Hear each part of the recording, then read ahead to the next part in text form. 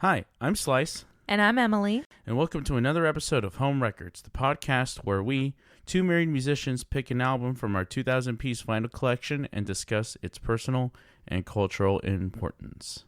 Hi. Hello. Happy Sunday. Sunday once again. Sunday morning. Sunday morning. Mm-hmm. I'm kind of liking, we've started a new tradition where we're listening to the record right before we do the podcast, and I'm kind of liking it. You get up, you listen to a record. It's relaxing. Well, to be fair, there is a specific reason why we had to listen to this particular record on vinyl, which we will get into momentarily. I thought the reason was because I hadn't heard it before. No, you've heard it. Well, I mean, I've played... Well, in passing, yes. I played it, but the thing is, this album only really ever exists in physical format. Oh, it's not on streaming at all? Nope. Huh. And we'll get into that. That's a whole big thing that we're gotta talk about for this particular record. And what is this particular record? So this record we are talking about today is an album called For You by Japanese city pop artist. In fact, many refer to him as the king of city pop, Tatsuro Yamashita. You've been on a pretty big city pop kick lately. You want to tell them why? Well, we kind of talked about this a little bit in one of our a couple of our previous episodes when we went to visit Japan, and we talked about, how we were trying to look for the Harumi Hosono record, Hosono House, and I collected a bunch of Yellow Magic Orchestra albums. So from there, it just kind of led to a rabbit hole of exploring different Japanese artists and Japanese records, because a lot of these artists in that era, they all worked with each other and they all played and sang on each other's records. So sort of in my exploration of Japanese music from that time period, city pop was something that always came up. And in talking about city pop, this record was usually the one regarded as one of the top records of that genre, of that time period. And we'll get into sort of the background of a lot of that. It's kind of similar to Hosono and YMO's background, but there's a little bit more to it. And there's also exploring the background of Tatsuro Yamashita himself too, because he's an extremely interesting artist to talk about for a myriad of reasons, both musical and non-musical. And we specifically kind of wanted to do a city pop record because we had a record shop reach out to us. Mm-hmm. You want to tell them? Yes. So this is a shout out to an online record shop called Liminal Music Shop, and they specialize in Japanese imports of pretty much any Japanese genre, including city pop. And I had made a few purchases from them recently, and one purchase I commented on one of their posts, and they reached out to me and said, "Thank you for purchasing from us." And I said, "Oh, thank you." And they said they listened to our Hosono House and YMO episodes, and they really enjoyed them. And we were like, "Oh, thank you so much." We didn't expect that, honestly. So they're like, "We'd love for you to cover another Japanese record." And I said, "Well, I definitely would love to cover For You by Tatsuro Yamashita at some point." And then they're like, "Well, we are getting a new stock." And I'm like, duly noted. So we just wanted to shout them out. And if you need any records from Japan, any Japanese imports, especially the records from the 70s, 80s that specialize in jazz fusion, city pop, and electronic music, anything in between, they're definitely the record shop to be in touch with, to order from. And they'll be getting an order of this specific record probably when this comes out. So Feel free to check them out. Absolutely. And they have like the best inventory. They're extremely reliable, extremely communicative. You can't go wrong with them. So just wanted to shout them out.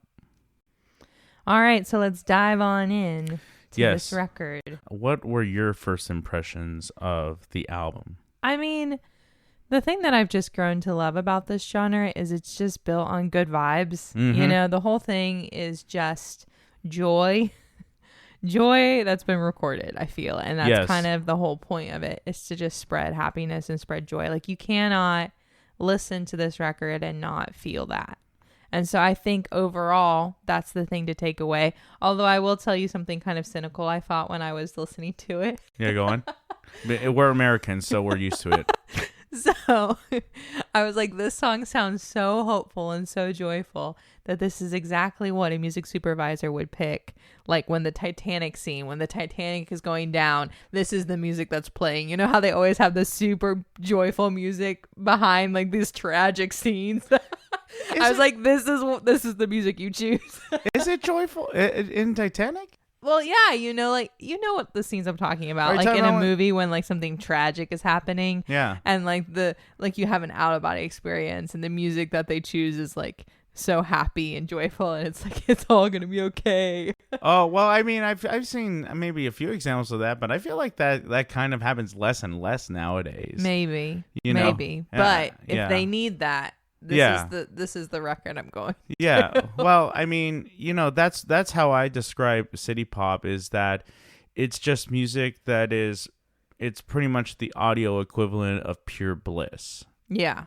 Yeah, it's built for that for sure. Yeah, it's pure bliss on wax in recorded form, and that's pretty much any city pop record. But the thing with this record is that it is, like I said before, it's pretty much considered one of the peak city pop records. I mean, at the time this came out in Japan, it was commercially successful as well. But here's the thing about a lot of this music is that in the West, we didn't really become aware of any of this until a little more than 10 years ago because of YouTube, because a lot of people had uploaded some of these songs to YouTube and had done remixes of them, have incorporate them in vaporwave DJ tracks and things like that. There's a vaporwave record, I forget the name of it, but that samples the first track on this record too. And so over time, and now because of TikTok and other social media outlets, there has been this boom in popularity of city pop, even considering a lot of songs and records that maybe at the time when they came out in Japan were, modestly successful, but now they're bigger than ever. And it's amazing how, because of the internet, how that has made it happen. Yeah, I do think when we talk about the power of the internet, we always think about young, undiscovered artists that nobody's ever heard before. And I think a lot of times, because we're in a Western viewpoint and the music industry is here, for better or worse, it is based here, or in general in the States, or in general when it's English language based. Yeah, definitely. I think people picture that. But one of the cool things that has happened with social media and with the internet is we've also gotten a lot more exposure for other cultures' music. And I think that's been a real positive. It was interesting, and I talk about this a lot. I used to live in Dublin. I worked for a label in Dublin at the very, very beginning of my career. And the reason why I do not still live in Dublin, because they really wanted me to stay. I really wanted to stay. I loved living there. But what I learned living there is the majority of conversations I was having with Irish bands at the time was, how do I get to a place where I can move to the States? And it just made me realize, like, oh, I shouldn't take for granted the fact that I was just born there as a musician. And it just really opened my eyes to, how hard that can be, because the industry really is, it really truly is based in LA, Nashville, New York, primarily. And, they say here in Nashville all the time, it is a city where you got to be there to play the game. And the more and more, social media takes over, the less true that is. And it's exciting for me for the bands that I knew in Ireland. It's exciting for these Japanese artists. It's exciting for artists all over the world that, just didn't win the lottery living in one of those places or being able to move there easily. So it's exciting to see us kind of be able to experience some other cultures' music and just appreciate it. Which has actually resulted in many of these artists to actually come out and perform in the United States for the first time in the past 2 to 3 years or so. Yep. We've got tickets to see Harumi Hosono at the Greek Theater in September. We're very pumped. Yes, very pumped. But as far as a lot of these artists that have come to the States and in the UK to perform for the very first time, Yamashita is not one of them. And you'll kind of understand why as we continue to talk. He is still alive. He is still performing and making music almost exclusively in Japan. But again, we'll get into that in a second. So the next thing we want to talk about before we really get into the record is who is Tatsuro Yamashita. So Yamashita, of course, is from Japan, and he grew up fairly poor, actually. You know, he didn't grow up with a lot of money. His parents were basically, I think they worked as bakers, basically. They were very blue-collar working people. So for him, you know, he got into music, and you know, his bag was primarily as a vocalist. He also plays guitar, but vocals are where he really found his sound with. And it's interesting because whether or not you would think about it listening to this record or any of his records, he never took vocal lessons. You know, I don't really think he had much formal training in terms of learning music. Probably some, but for the kind of music he makes, it is quite amazing. But for him, it comes very intuitively. But he was very much influenced by a lot of American music, a lot of pop music, specifically the production of Phil Spector, a lot of the girl groups like the Ronettes and the Crystals and Darlene Love, and also the Beach Boys. You know, you would hear his music and you would definitely think Beach Boys were definitely his number one. But I remember reading an interview with him, translated in English, where he talked about the music moment that changed his life was when he went to the movie theater and he watched the Tammy Show, which was this variety show that had all these superstars on it at the time, about circa 1965. It was filmed at Santa Monica Civic Auditorium. And that lineup included like the Beach Boys and the Rolling Stones, pretty much the biggest names in the act. But for him, the standout act, I think for a lot of people that watched it, was James Brown. Sure. James Brown, the Famous Flames. Yeah, that pretty much, he said, changed his life, you know, and exposed him, of course, to American R&B and soul music. So from there, he's like, yeah, that's what I want to do for the rest of my life. So he continued to work on his craft and build his career. He started out doing sessions as a vocalist. And one of the stories that always stuck out to me is that because he was, you know, he grew up very poor, whatever money he had, you know, he basically used that money for the bus ride to get to the studio to record with whoever he was working with. And because a lot of the other musicians in the studio and the artists and producers, you know, they were working all the time, they were, you know, making bank. So they would say when they got done with the session, it's like, all right, let's go out to dinner and let's have some eel. But eel was considered like very, you know, very high price at the time, you know, kind of like lobster or something like that. So then, but Yamashita, because he didn't have the money to afford it, he's like, oh no, I already ate before I came to the studio. So then, because all he had was just whatever money would get him on the bus home. Yeah. You know, so he very much instilled that experience in him. It very much set the precedent for the mindset that he would carry throughout his entire career. And so as he went on, he made this record called Add Some Music to Your Day, which was like an album of like doo-wop and Beach Boys songs. And it's very rough. It's very DIY. You can listen to it and he doesn't sing quite in tune, but you can see that the ambition is there. You can actually find that record. They reissued it, funnily enough. I mean, everybody has to get started, you know? Absolutely. And it wasn't actually too long after that he formed his first band, and actually his only band, called Sugar Babe. And he formed it. The other notable artist in that band with him was Taiko Inuki, who also went on to have massive success as a city pop icon too. Sugar Babe made one album called Songs. It was released off Niagara Records, and it was a commercial failure. And it was to the point where actually they would perform live, and I think they opened up for Happy End at their final concert, funnily enough.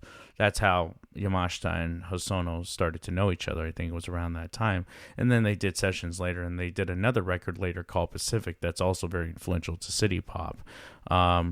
But they record different tracks for that. But that was kind of after Sugar Babe, because they would do these concerts and they would actually get booed quite a bit, you know, because it was sort of this kind of, it wasn't the rock, it wasn't the folk, it was In some ways, there was some more R&B and soul tinge to them, but it was very different from what anyone else was doing. And so I think a lot of people didn't get it.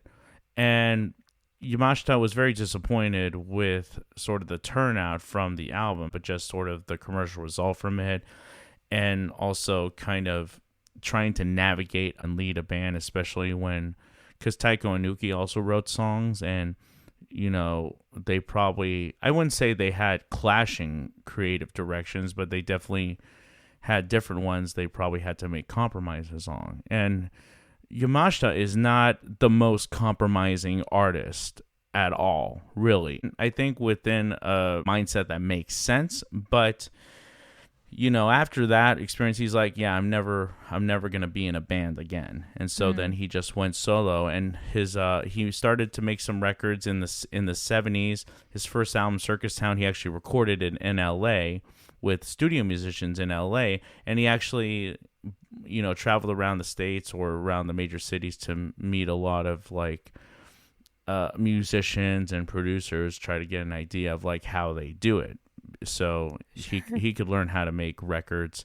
And Circus Town, it did okay, I think, when it came out, but he also wasn't really a fan of sort of the way that they were doing it in LA, because this was in the mid 70s, and studio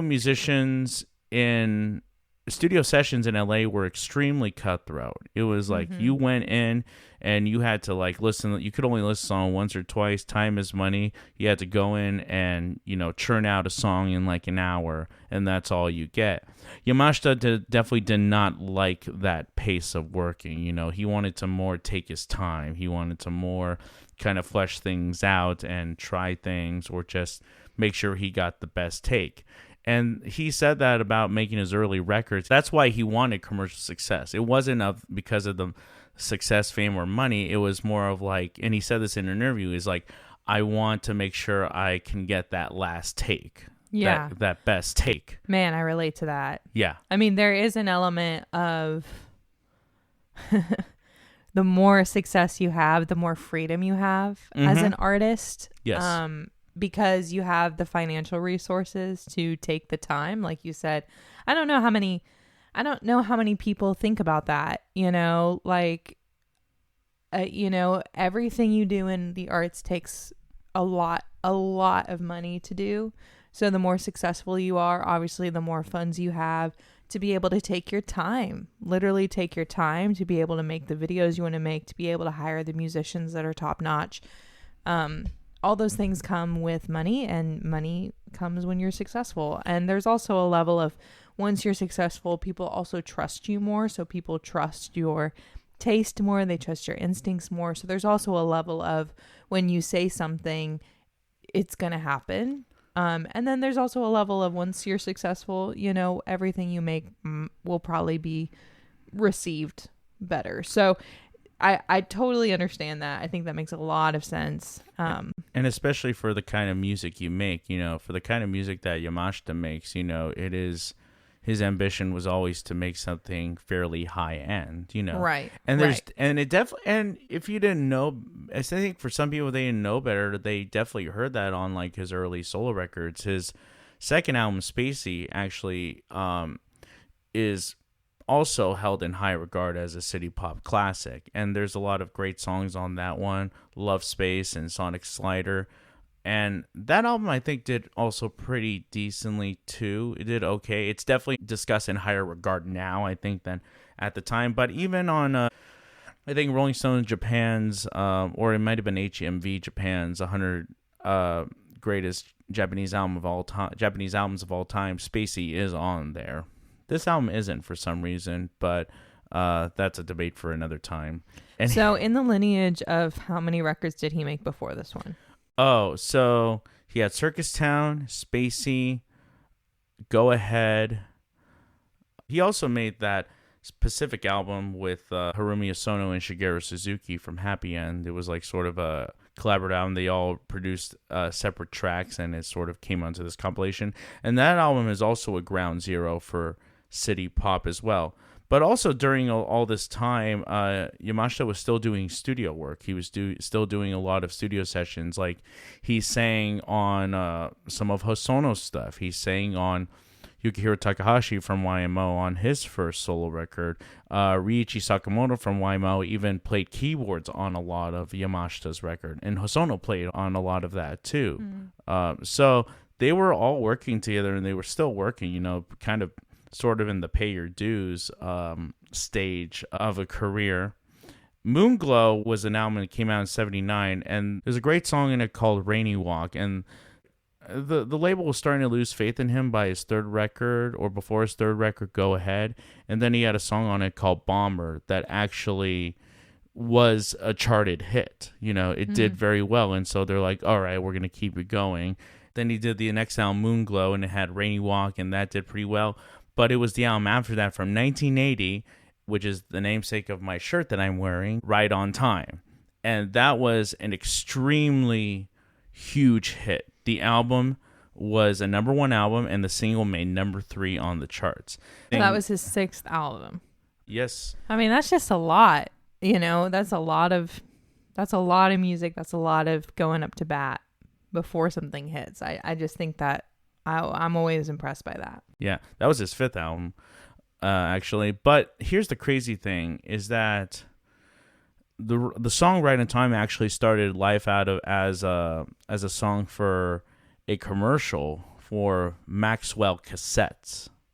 Maxwell cassettes. So here's the thing to also know about city pop, is the reason the songs are about what they are is because Japan was on the cusp and experiencing an extreme economic boom in the late 70s and 80s. So everybody had money, everybody was happy, they were on the cutting edge of technology. The yen value was basically the third most valuable form of currency in the world at that time. So there was definitely a precedence of all these positive vibes and this sense of joy and bliss that exists in this music.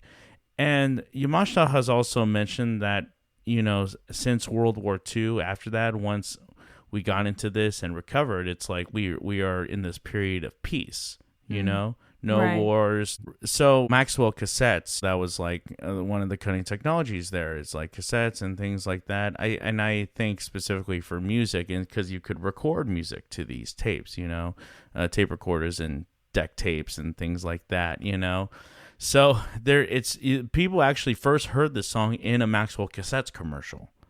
And when I mean they heard it, I think they heard the a cappella outro of that song initially. There was a few different commercial edits that they did of that. It's all on YouTube, and it's kind of cool. Basically, this image that's on my shirt is from the commercial. That is literally in the commercial. And so that was a huge success for him, and basically that gave him not only the monetary ability to make this next record for you, but also the freedom, like you said, to just do whatever he wanted and take his time and make it how he wanted. But what was interesting, though, is that he did quite a bit of touring for Right on Time, so there wasn't a lot of prep work to make this record, but I think they probably performed some of the songs live, and since Right on Time, he's recorded with pretty much the same band since. And so that was like his band, So they played live, they were tight, and they were pretty much ready to go when it came to making this record. Well, let's dive into this record. Yes, absolutely. So tell me your favorite track. Ooh. So I have 2 favorite tracks, really. Okay. This is going to sound very basic, at least for people that know this record. My favorite songs are the obvious ones. It's the first track, Sparkle, and the last track, Your Eyes. I mean, I always feel so... I feel like the last few episodes, I've been like, the first track is my favorite track. And I always feel so silly. But best foot forward, right? Yeah. And that definitely is the first track on the record. And it just sets the tone. It's just so fun. It's so nice. It's so beautiful. It literally, I don't know how these songs... bottled what a sunny day feels like. Absolutely. That's what it is. Yes.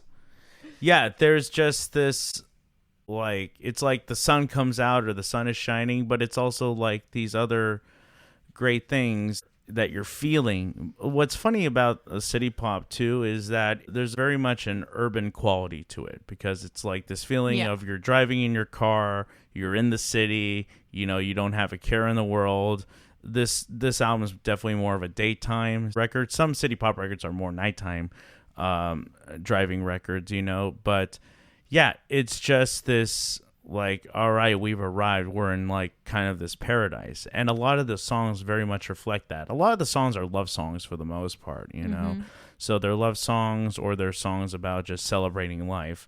There's one song that's very different from the others' tunes. We'll get to that one in a second. But yeah, and it's just relentless. It just keeps the momentum. It's just in that vibe. It just keeps the momentum the entire time. And I think, like last episode, we talked about like, do lyrics matter? And I would argue in this genre, in this world, they really don't. Like, it's just about the vibe. It's about how good this music makes you feel. I think that's why it's successful with American audiences, even though it's not in English. Well, some of it is in English. Some of it's in English, but a lot of it's not. No, I mean, it doesn't really matter. I don't really listen necessarily to the English. And I'm like, oh yeah, now I get what he's saying. Like, it's not really about that. It's about this vibe that you're living in.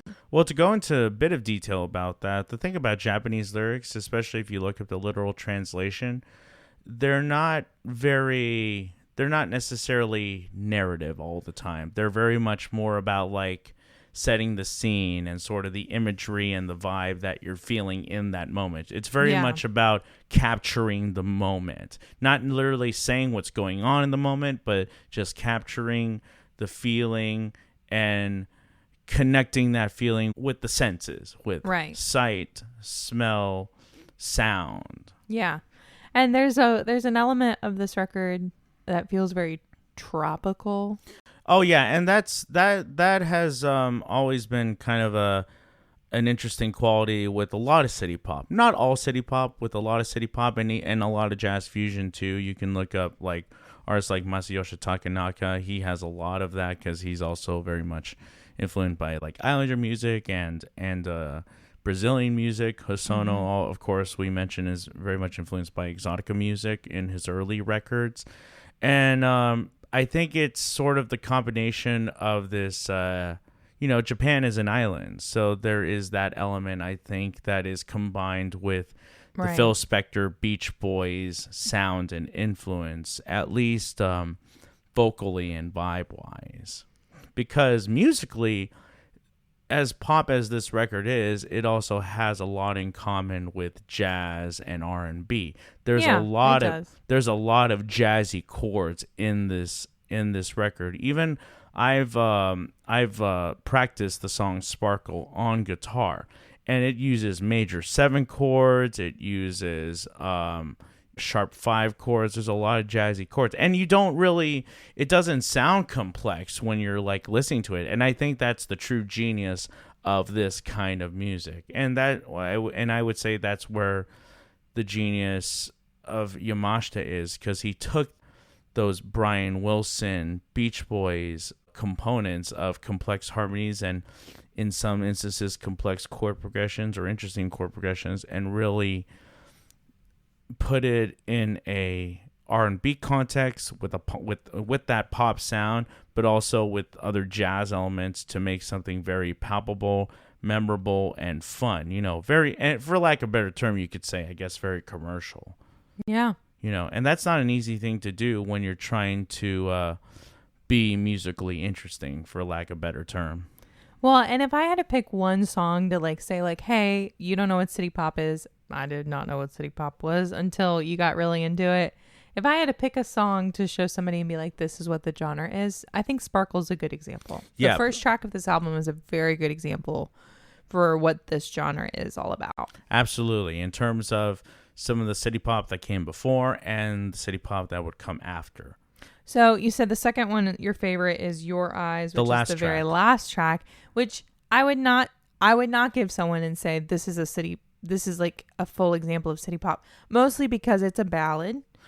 I mean, it definitely feels like city pop. I'm not saying that, but there's a little bit of like, it still has a richness and the lushness of the rest of it, but just simply because it's kind of this big power ballad, it's just got a little bit of a different feel. City pop definitely had its ballads, but I think people associate that more with like the pop idol type of music in that time period specifically. Even like ballads from like Inca music. But musically, it has, again, more in common with like Brian Wilson. It sounds like a simple pop song, but then I've actually played it live once, and there's like slash chords, there's major 7 chords, suspended chords. It is in the key of D, but then it goes to a B major 7, like right out of nowhere, you know? So it really does some really cool, interesting things. And the harmonies are so Beach Boys.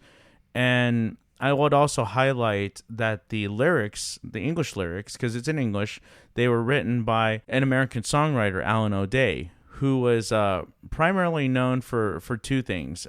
He was a one-hit wonder as his own artist. He had a big hit in the 70s with a song called Undercover Angel, which is actually one of my favorite pop songs of all time. And of course, he also wrote the #1 hit Angie Baby for Helen Reddy. So he was very much like a songwriter. He also wrote the song called Rock Roll Heaven that was recorded by a band called Climax, but it was actually made a hit by the Righteous Brothers.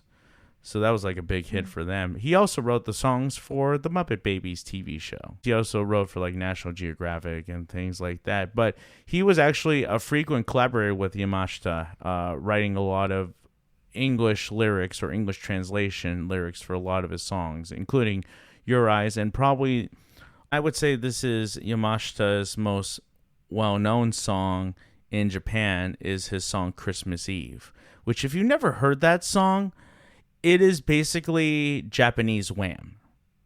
It is Japanese Last Christmas.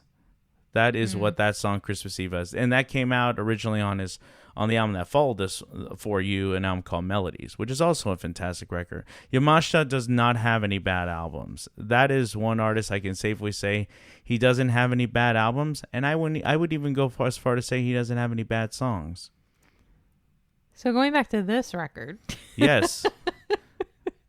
I think those are the top 2 probably biggest songs on the record, or at least the ones to really note. However, I do think there are some honorable mentions. Yeah. Really like Morning Glory. Mm-hmm. It just has a little bit of a different feel from Sparkle, but to me it's still just a really lovely song to listen to. It lives in that same lane for sure. And that's a song that is basically about, the joy of waking up with someone you love. Yeah. Yeah. Yeah, it's just so it's so sweet. I would also be remiss to mention that it was, I believe, the year that he made this record, he also married Maria Takeuchi, who, if you know anything about city pop, she had a song called Plastic Love that was produced by Yamashita that is kind of the quintessential city pop song. That was kind of the song that first took off when the city pop revival in the West started to happen.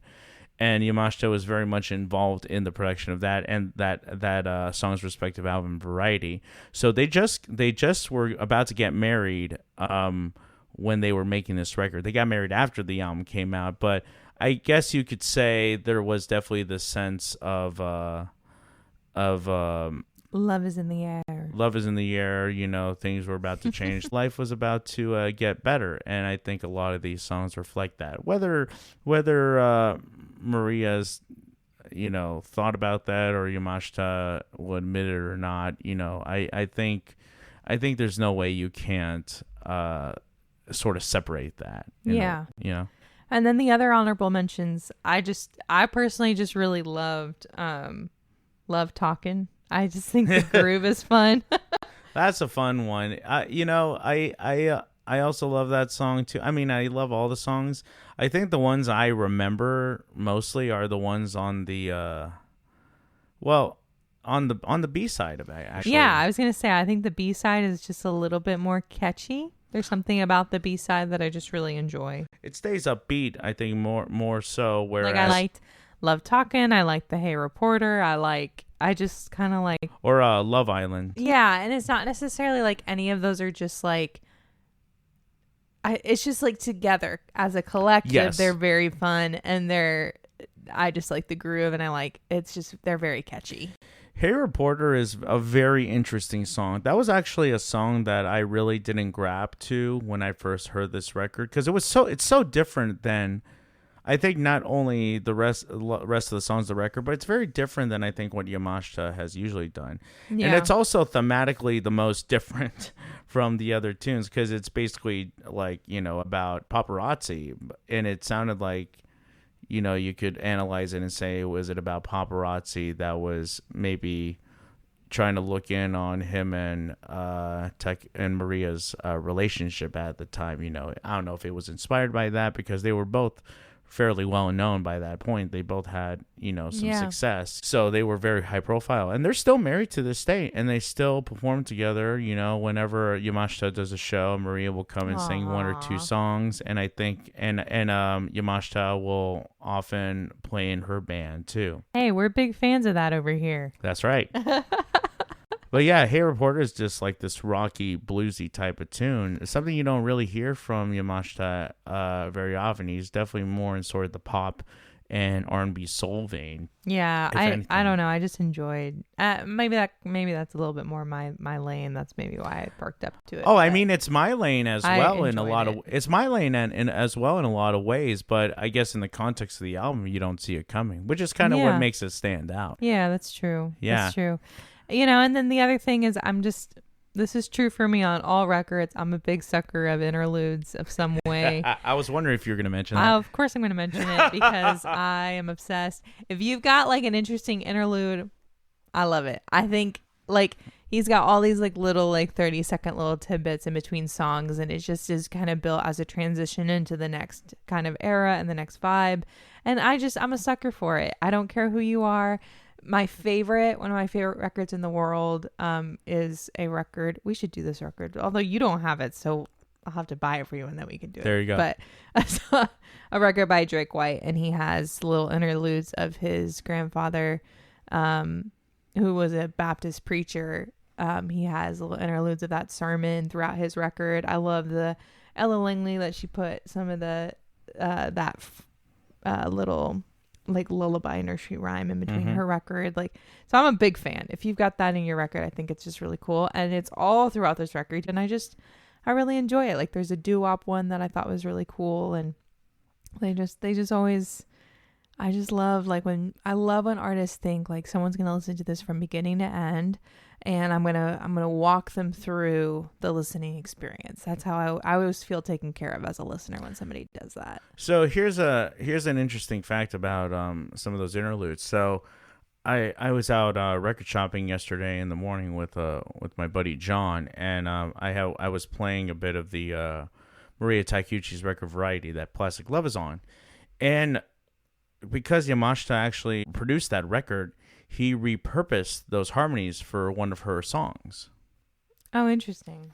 Yeah, I remember hearing like the first track, and then I'm like, wait, I've heard that before. The harmonies in the back, because with that record, once you hear the vocal harmonies, like Yamashita did all the harmonies on that first track and throughout the record, it's like, oh, that is definitely Yamashita's voice. It's unmistakable. How would you describe his voice? I mean, it's just kind of timeless. It's a very classic baritone, like love power ballad voice. It's kind of. But he's also like a tenor too, I would say. Yeah, but I feel like the meat of his voice, like if I were to classify it, I would still classify it as a baritone. He has a very like strong chest range that he can get to some of those higher notes without going head voice, which I guess maybe that's where it feels like it sits more in baritone, where maybe some tenors are a bit more like they kind of a brighter timbre. Exactly. Yeah, like a traditional tenor is going to have like a little bit of a thinner timbre and a brighter timbre, and he doesn't have that. He has a very like a very boomy, like full voice. Thank you. That's a good way to say it. Very full voice, which is more consistent with a baritone voice that can go up the range, sure, but it's more of a baritone timbre. Oh yeah, and it's crazy that he still performs to this day, and he hasn't changed the keys of any of his songs. Still can sing that. That stuff is not really easy to sing in full voice, which is how he does it. Can I just say though? Yeah, go on. Please change the keys of your voice. if it's not working for you anymore.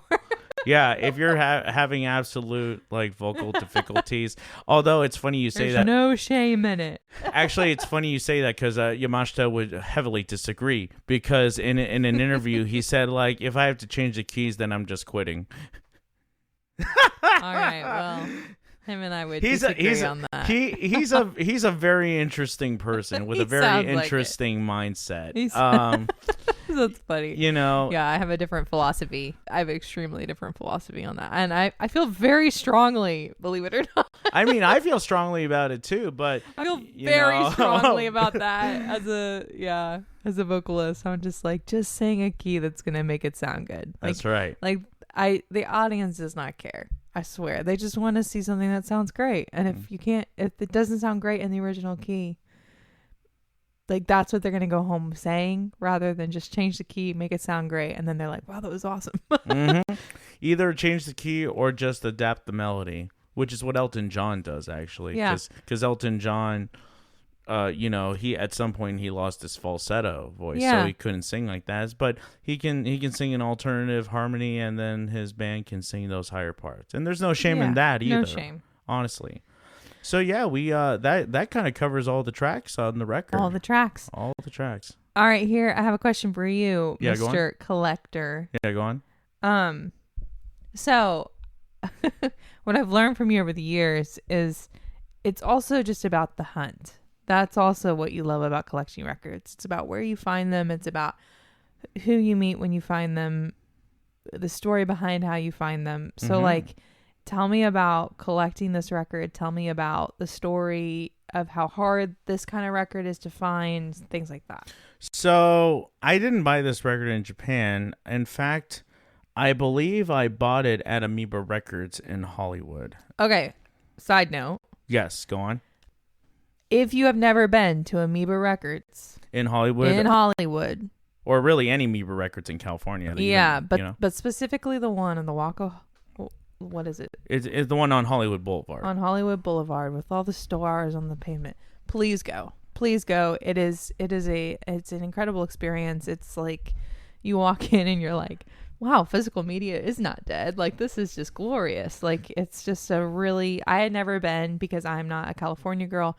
I'm married into California over here, and he took me for the first time when he took me to visit his family for the first time, and I was just like, oh my gosh, I understand why we have 2,000 records. Like, if you grew up next to Amoeba, that's just it's a special record store. That is a special place. The funny thing is, for me growing up, I was still buying CDs at the time. So, but one of the times we visited, I guess it was a couple of years ago now, and I was very curious about City Pop because I was also still looking into like YMO and Harumiya Sono, and of course I knew about these other records. And the hard part about if you're trying to look for some of these records in the wild, and this is a new pressing because they still reissued these ones, or they've started reissuing them only within the last 5 years, actually, because of the popularity of City Pop. But you do have to go to a record store that sells imports, Japanese imports notwithstanding, in order to find this record. And I say that I want to be clear. You have to go to a record store. If you want to listen to this record, you have to go to a record store because Yamashita does not put any of his music on streaming outside of Japan. So if you're in Japan, you can listen on streaming. You can buy it on iTunes, but that's it.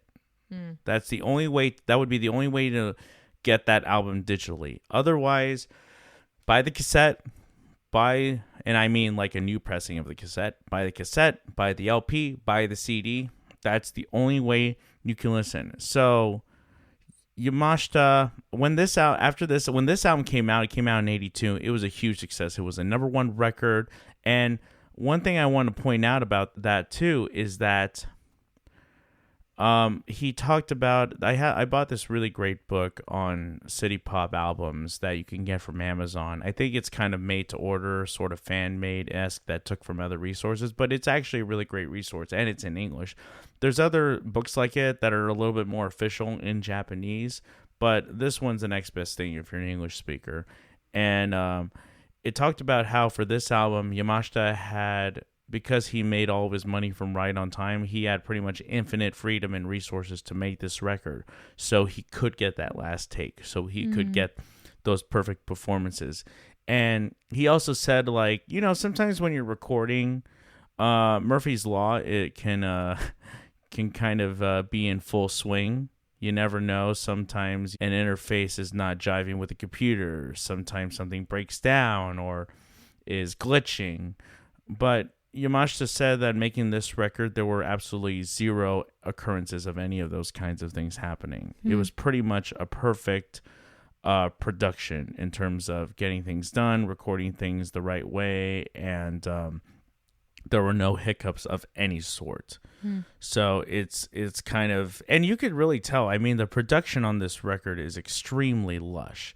It is extremely high fidelity, which a lot of city pop records were in those days, So from here, he could pretty much do whatever he wanted. So he continued to make records over the years, every few years, and he also continued to write for commercials. He produced Maria a few more times, and yeah, he still performs to this day. And his latest record came out, I think, in like 2022.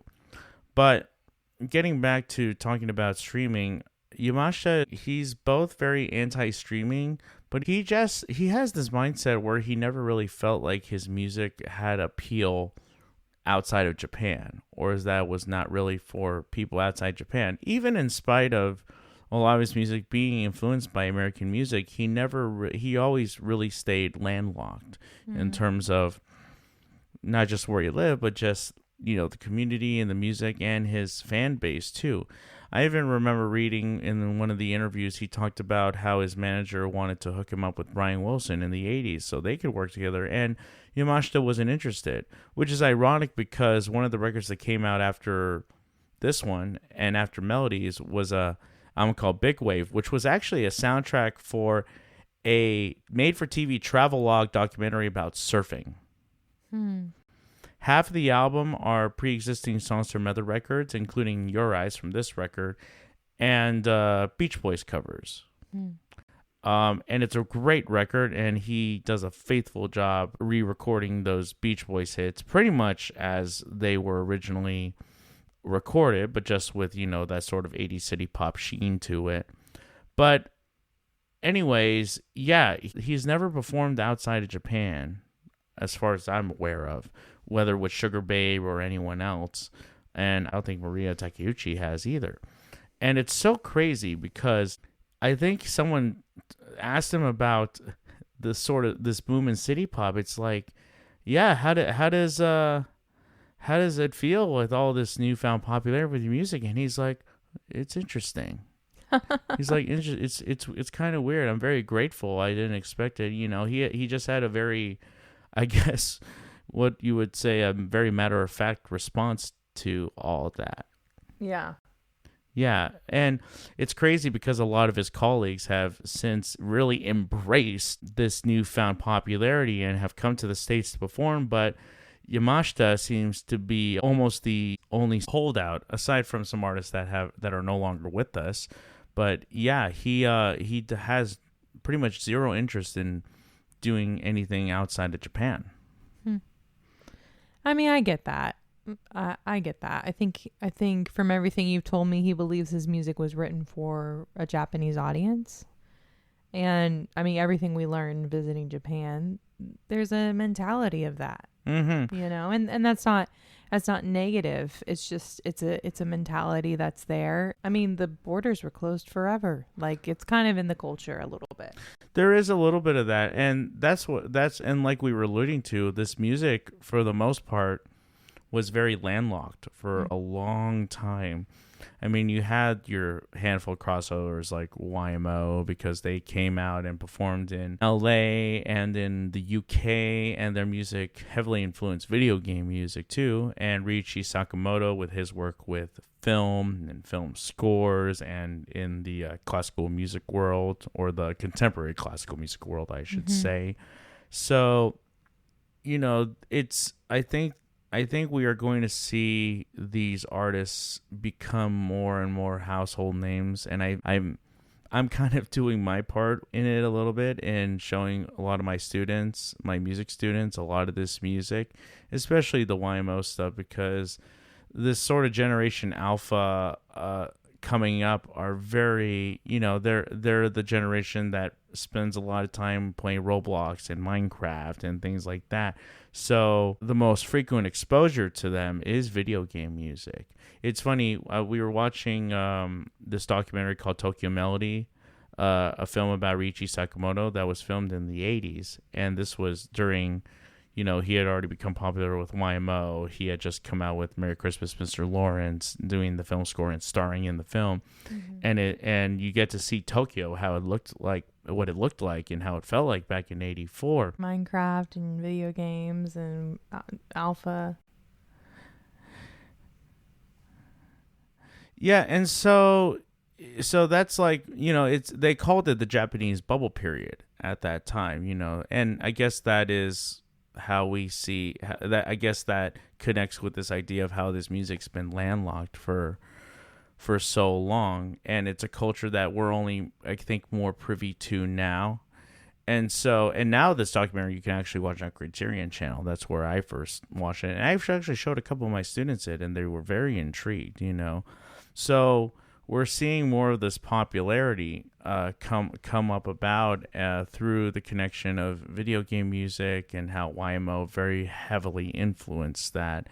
And because of the city pop era, I think we're just going to start to see we're starting to see it kind of catch up. And I think, it's still going to continue to rise bigger and bigger and bigger. All right. Well, we always end our podcast with the same question, and that is, why does this record matter to the culture? And if someone has never heard it before, why would you tell them they should check this one out? So this album is pretty much, I think, the greatest representation of city pop. So if you're at all interested into that type of music, this would be the record to check out first. And it's such an incredible record. It's peak production, the songwriting, the playing, the singing on it is all top notch.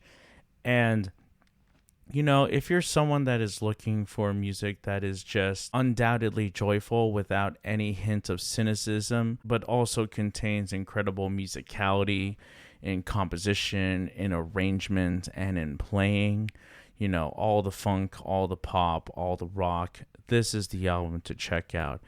And you will not be able to not smile, I think, or grin when listening to this record. And so I think it's definitely worth it. And before we wrap up, I just want to say this message to any of our listeners out there that might have some sort of connection with Yamashita. It's a big world. It's the internet. Who knows? But I would just like to say this to Yamashita, if he's listening or is aware of this podcast. Please come to the States. Please come to the U.S. and do a show. We love your music, and we want to embrace you and embrace your music in a live setting. We want to experience you performing live the songs and the music we love, and we hope you will one day embrace our appreciation and fandom as English speakers, as Americans, and we just want to say thank you for all the music, and we hope you'll come to the States one day. You got to shoot your shot, right? Hey, you never know. And, we're just a budding, growing podcast. But, I mean, if that online record store could reach out and say, like, hey, we like what you do. And they're based in Portland, Oregon, too. It's like, who knows? Maybe they know someone. Maybe they don't. But we just appreciate everyone that has tuned in and heard our crazy ramblings and our crazy stories and talking about music the way we would do otherwise. Well, thanks everyone for tuning in to another episode of Home Records. If you like what you've been hearing, you can follow us on Apple Podcasts, Spotify, or wherever you get your podcasts. If you'd like to show your support, please give us a 5-star review and be sure to spread the word to all your friends, family, and enemies. Thank you once again, and we'll see you next time. See you guys. Bye.